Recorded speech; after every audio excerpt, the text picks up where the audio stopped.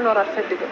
ዛሬም እንግዲህ ዴብን አንተም ወንድሜ ነህ በማለት እንግዲህ ለባርኮት ለመለሰችለት መልስ ለሱ መልስ ሰጥታለች። ትወጅኛለሽ አትወጅኝም በትክክለኛ መልስ ነው የምፈልገው በማለት እንግዲህ ዴብ ጠይቋት ነበረ። እሷም ደግሞ እንግዲህ እኔ እንደ ወንድሜ ነህ የማይህ አንተን እሺ ብዬ በፍቅር ልጎዳ አልፈልግም በማለት እንግዲህ መልስ ሰጥታለች። እንዲሁም ደግሞ ሊዲያ ኤላ ቤት ሄዳ ነበረ።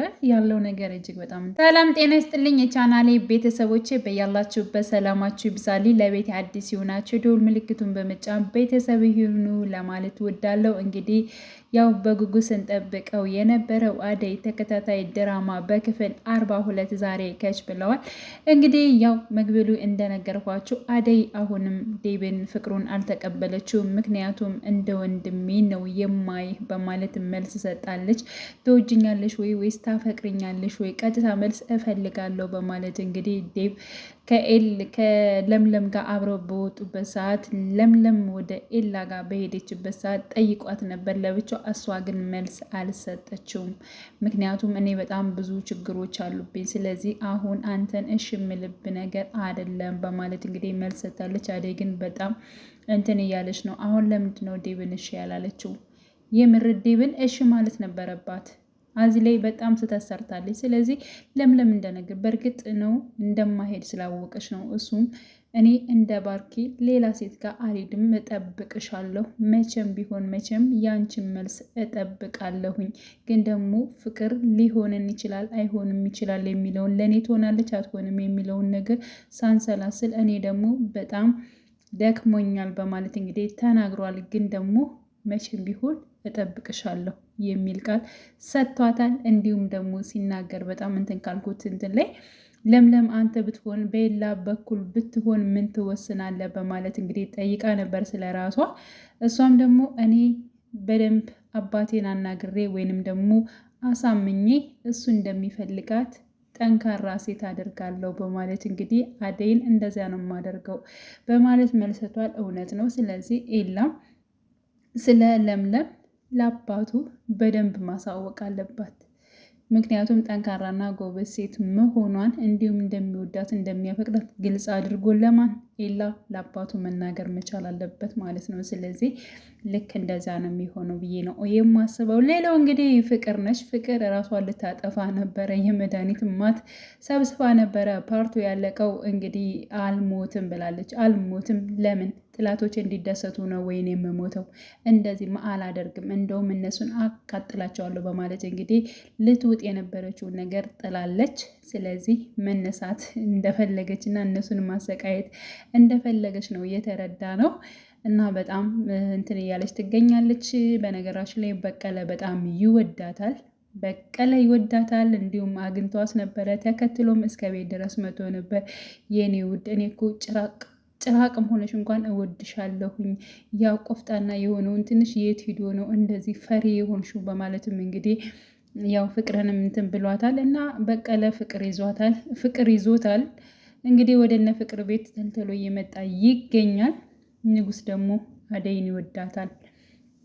ስለዚህ እንግዲህ ያለው ነገር እጅግ እንትን ያለው ያው ኤላ ነው። ኤላ እንግዲህ ሊዲያ ከነ ኤላ ጋር ሄዳ ነበር። ስጨፍርም እንዲሁ ለምለም አይታለች። እጅግ በጣም ተናዳለች። ያው በነገራችን ላይ ሊዲያ ለኤላ ብዙ ነገሮችን እየነገራት አይገባትም ማለት ነው። ግን ስለምትወደው ነው የምትሄደው። በእርግጥ እሷ ግን ደግሞ በቃ ያለ ጨዋታ ያለ ምንም ያለ ቁም ነገር የሌለች ሴት ነሽ እያላት እንኳን ራሷን ማስከበር አልቻለችም። እውነት ለመናገር ማለት ነው። ራሷን አስከብራ ወንድሟ የሚላትን ምክር ሰምታ አቤቷ አርፋ ብትቀመጥ እጅግ በጣም ነው። እሱ ግን እንደ መዝናኛ እየተጠቀመባት ይገኛል። ግን ደግሞ በጣም የዋህ እንደሆነች እና ልቧ ያው ባዶ እንደሆነችም እየተናገረ ነው ያለው። በእርግጥ ነው የተሰማትን ወይንም ደግሞ የፈለገችውን ነገር ፊት ለፊት ትናገራለች። በሆዷ ምንም አይነት ነገር አትይዝም። ይህ ግልጽነቷ ነው በጣም እንትን እያላት ያለው ማለት ነው። ስለዚህ ከዚህ በኋላ እንዳትመጭ እያለ ብዙ ጊዜ አስጠንቅቋታል። መልሳ ግን ትሄዳለች። የለምለምን እንዲሁም ደግሞ የኤላን ክፍተት በማግኘት ወደ እሱ ለመጠጋት ትሞክራለች። እሱ ግን እንደማይፈልጋት ይነግራታል። ምንም እየሰማቸው አይደለም።